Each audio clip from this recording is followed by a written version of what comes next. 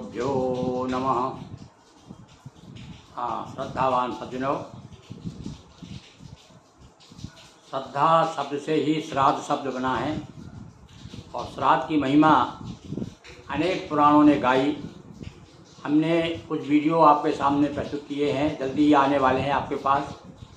भागवत में श्राद्ध के विषय में क्या है, अग्नि पुराण में क्या है, विष्णु पुराण में क्या है, और सर्व पुराण तो खैर प्रसिद्ध है ही। आप सब जानते हैं कि मरणोत्तर क्रियाएं किस प्रकार से की जाए, श्राद्ध, तर्पण, दाह संस्कार आदि सब का वर्णन गरुड़ पुराण में मिलेगा। आज हम आपको श्राद्ध की महिमा को बताते हुए, महत्व बताते हुए गरुड़ पुराण में एक कहानी आई, एक कथा है गरुड़ पुराण की, वो कथा सुनाते हैं। कन्नौज में एक बभ्रू वाहन नाम का राजा था। ये त्रेता युग की कथा है भाई, ये गरुड़ पुराण के अनुसार बता रहा हूँ मैं आपको। वह राजा एक बार जंगल में शिकार खेलने गया। उसे अचानक एक हिरण दिखा। हिरण को उसने बाण मारा, किंतु वो हिरण गायब हो गया। बड़ा आश्चर्य हो गया इस राजा को, ये क्या बात हो गई। और आगे गया, तब जा कर के वो स्वयं जो है प्रेत के रूप में प्रकट हो गया एक पिशाच। और उसने जो कुछ कहा, देखिए मैं गरुड़ पुराण से सुना रहा हूँ, राजा से क्या वार्तालाप हुई वो सुनिए। प्रेत ने कहा, राजन, मैं पूर्व में विदिशा नगर में रहता था और जाति का व्यस्त था।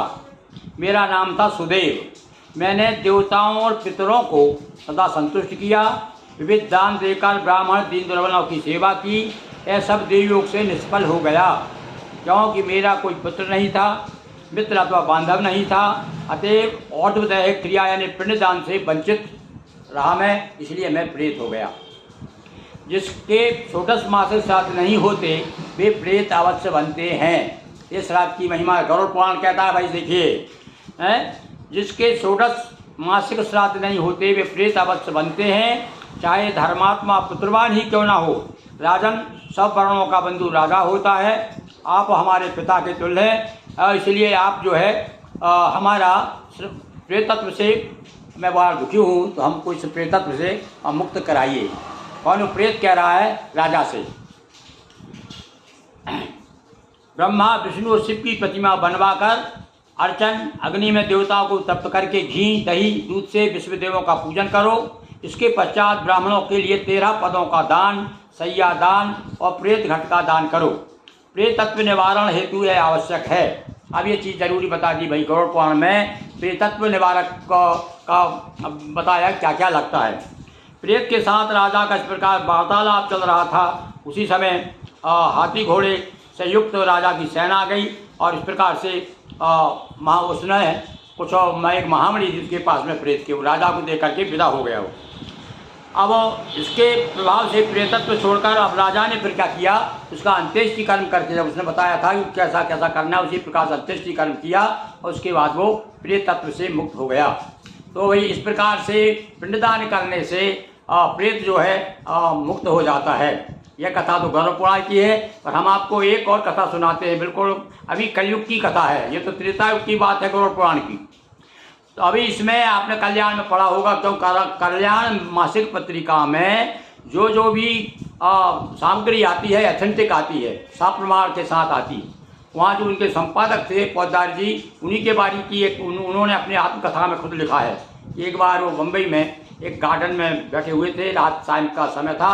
अचानक उनके सामने एक सफ़ेद एक आकृति प्रकट हुई। तो देख कर पहले वो डर गए, किंतु आकृति ने खुद कहा कि हे बंधु, आप डरिए मत, आप सज्जन दिखाई देते हैं मुझे, मैं एक प्रेत हूँ और मेरी मुक्ति नहीं हुई है। आप, मेरा ये नाम है, ये गोत्र है, इस नाम से आप गया में जाकर के मेरे नाम से पिंडदान करिए, और ताकि मैं मुक्त हो सकूं। और मुझे विश्वास है आप बहुत सज्जन पुरुष हैं, आप मेरी विनय सुनेंगे। मैं बहुत परेशान हूँ, और क्योंकि इस प्रेत होता है तो प्रेत जो है वायु का रूप होता है, और वो कुछ भी खा पी नहीं सकता। सब कुछ सामने होते हुए भी पानी रखा पर पी नहीं सकता, भोजन रखा है खा नहीं सकता।